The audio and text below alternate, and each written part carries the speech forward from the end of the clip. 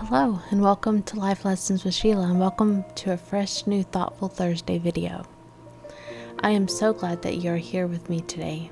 If you are new here, stick around and see if you like what you see. And if you do, I would be so honored if you would smash that thumbs up. And if you enjoy devotionals that make you think about your own life and your relationship with Christ, go ahead and hit that subscribe button. I do share many different things on my channel, and there's lots more new things coming in the future. So be sure to hit that bell so you can be notified anytime I upload a video, which is at least once a day, and go live, which are coming back in September, or share a short, which is 6 times a day, or a community post, which I share from 5 a.m. through 9 p.m. Central Standard Time on the hour, with encouragement to get you through your day.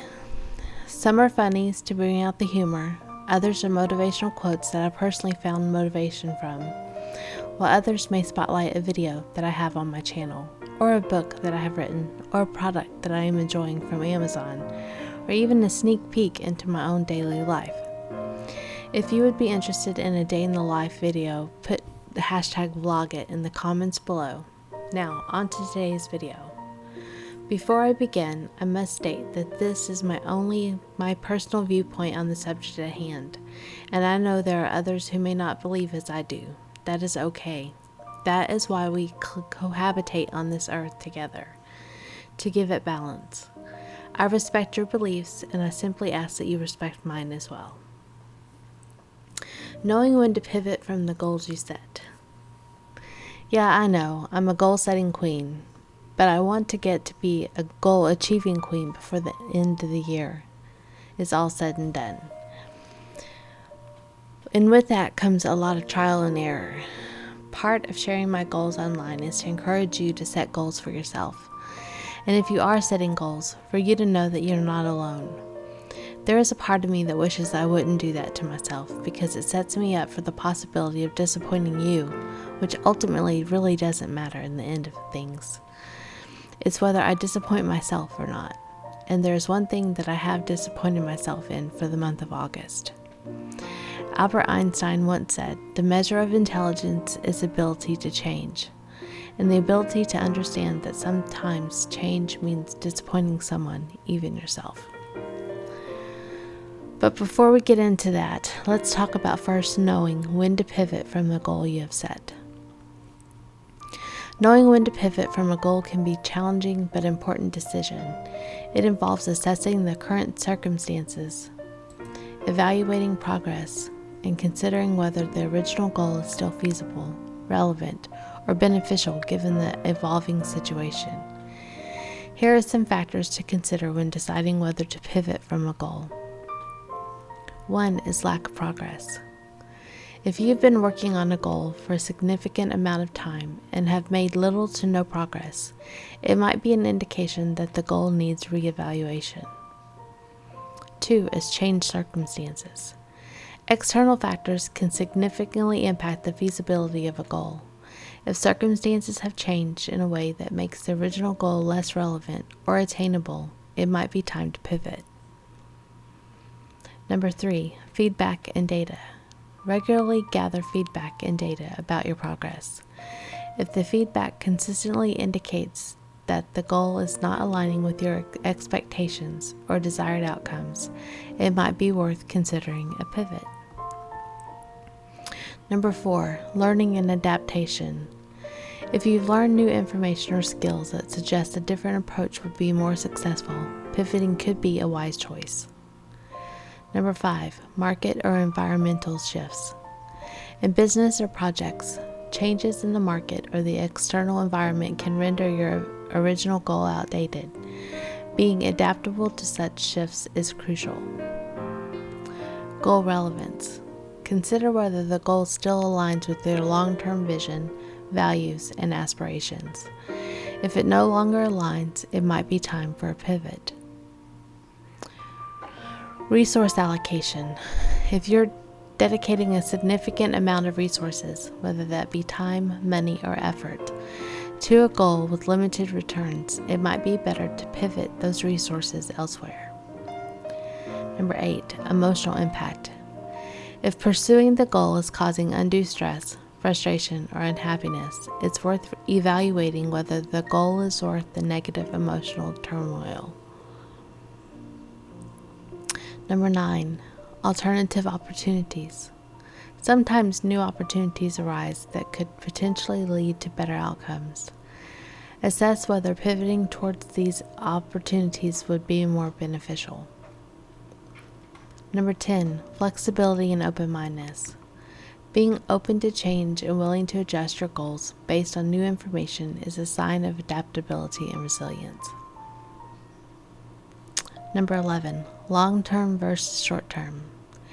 Consider whether the goal is more of a short-term objective or a stepping stone towards a larger, longer-term vision. Pivoting might be more appropriate for short-term goals. Number 12, consultation. Discuss your thoughts and concerns with mentors, colleagues, or trusted individuals who can offer different perspectives on your situation. Remember that pivoting doesn't necessarily mean giving up. It's about making informed decisions that increase your chance of success. When deciding to pivot, take time to reflect, analyze the situation objectively, and make a well-considered choice that aligns with your overall objectives and growth.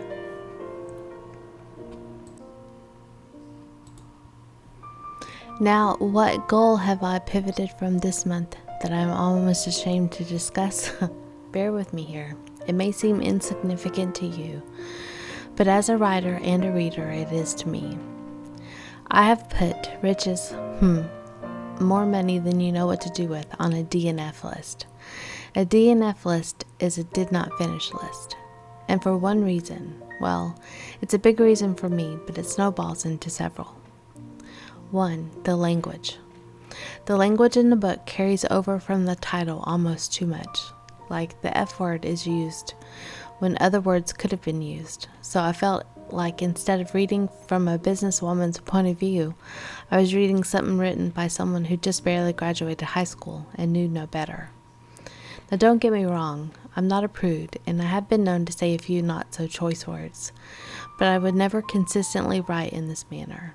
It's not who I am, and honestly, I didn't get past page 50 in a 250 plus page book.